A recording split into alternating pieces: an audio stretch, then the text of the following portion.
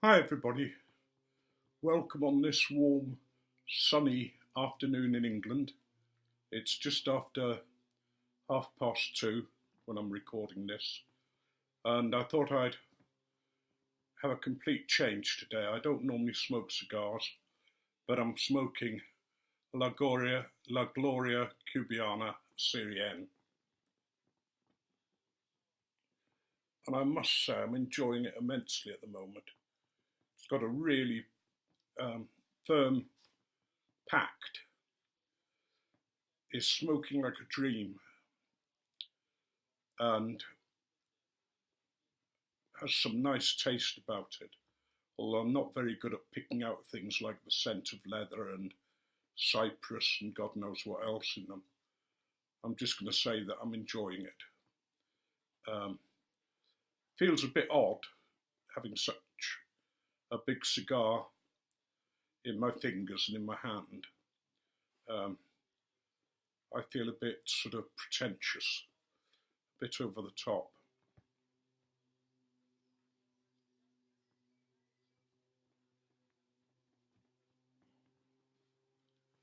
I don't know, I'm assuming that this cigar's a dark cigar because it's a stronger cigar.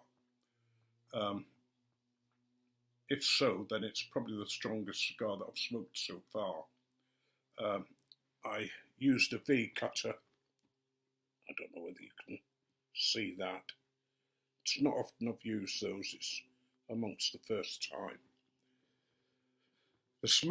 The ash is behaving itself. It's a beautiful grey, white ash and has that lovely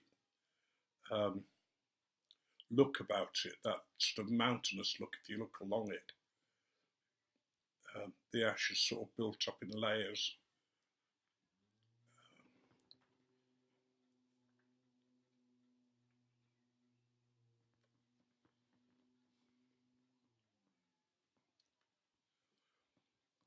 There's a sweetness about it, but I'm not a cigar expert. I very rarely smoke them. But at this point, which isn't far from the beginning of the cigar,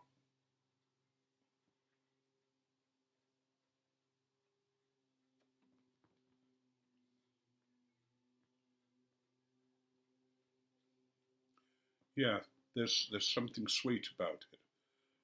Not overly sweet.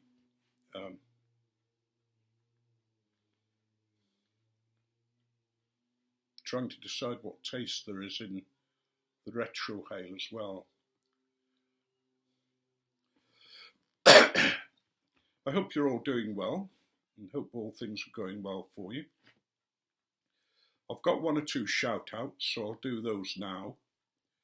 I'd like to give a shout out to Pipe&Spirits, to Blowing Smoke, PipeTobaccoandGuns, Gingerbeard Piper, and Michelangelosghost.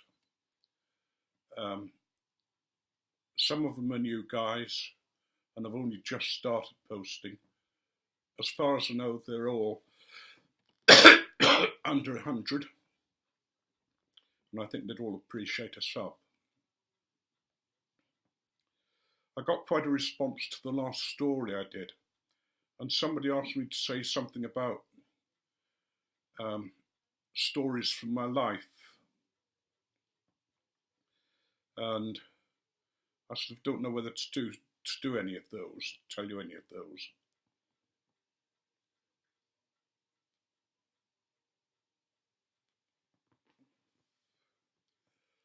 I've had a really odd life in many ways from the very beginning. And when I met Carolyn and we married, she now says she's been married to about 4 or 5 different people because there have been periods of my life where I've changed completely. So it's almost as if I have lived several lives, some of them reasonable, most of them very good and enjoyable. When I was a child, or when I was born in a bad girls' home.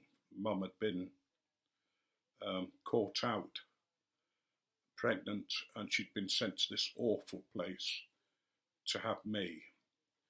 And I think the hope was that they were going to take me to be adopted, but Mum refused.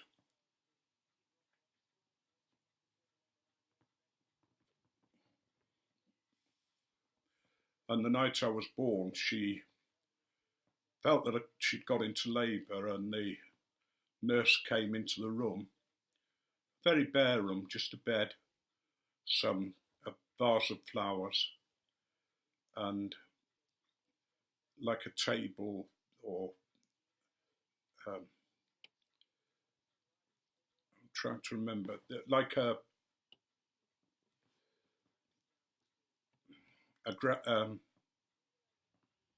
not gravel, but you know, one of those stone slabs.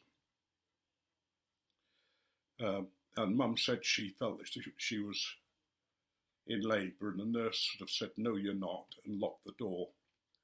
And they didn't come back till the morning.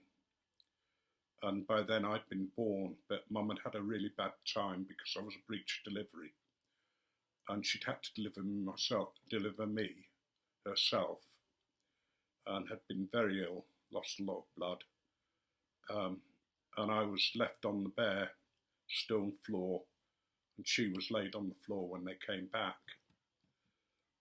And apparently just assumed I was dead and put me on the slab while they took care of Mum.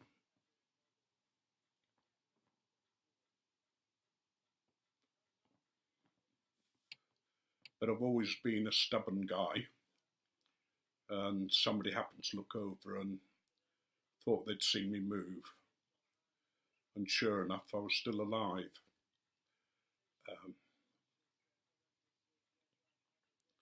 And then later on,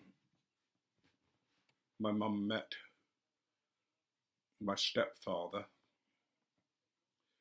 He was a really big, strong man. As a young man, he broke shire horses. He was a farm worker. His mate, stepdad was called Big Tom, and his mate was Little Tom, because Dad was over 6 foot and his mate was just over 5 foot. And as young men, they spent most of their time in the pubs, drinking, singing, playing darts.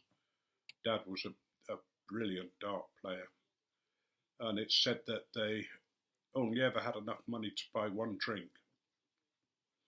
So what they used to do was bet that they could do something, or, you know, Dad would either bet at darts, and if the person didn't know him, he'd probably play and get beaten.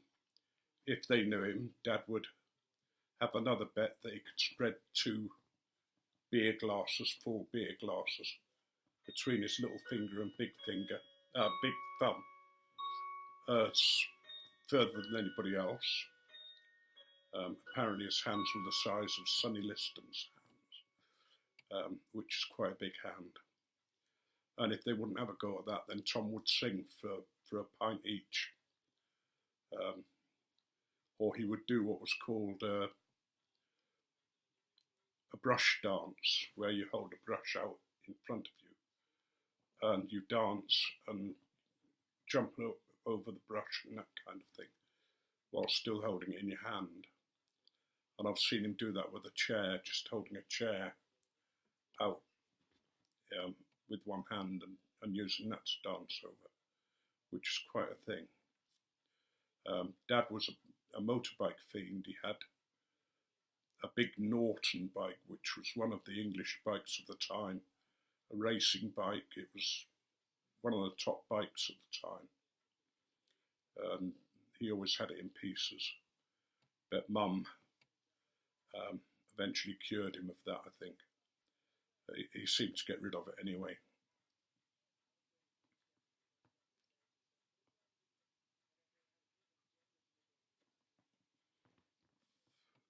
And about that time, when I was about 3 or 4, a guy was delivering coke to the farm where Dad worked, and he saw me just wearing my little wellies and my vest and wanted to adopt me. And it seemed that that was going to happen for a while. But eventually, Dad did the adopting, and the other guy just became known as Uncle Bill. If ever I went to stay at Uncle Bill's, I could get away with murder. You know, I could sort of pick some food off the table, eat a little bit, and then put it back and say no. Whatever I wanted, I got. But then I went to a local country school when I was old enough.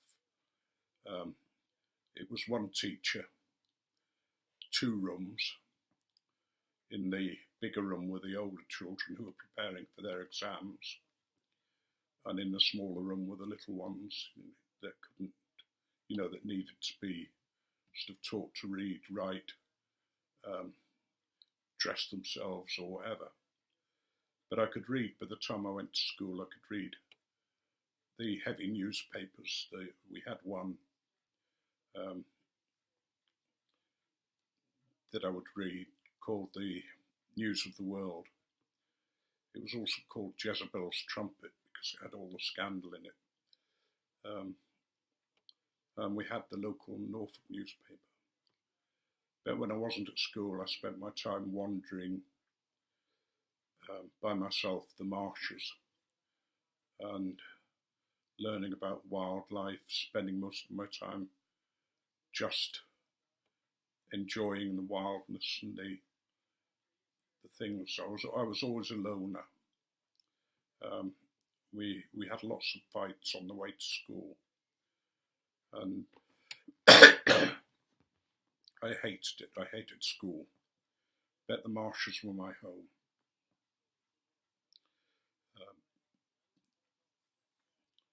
And then it came time to move to a bigger school, which I'll talk about next time maybe. But I'm going to end there and just sort of say how much I like the pipe. I hope you like the ramble. If you do, let me know. If you don't, tell me and I'll do something else.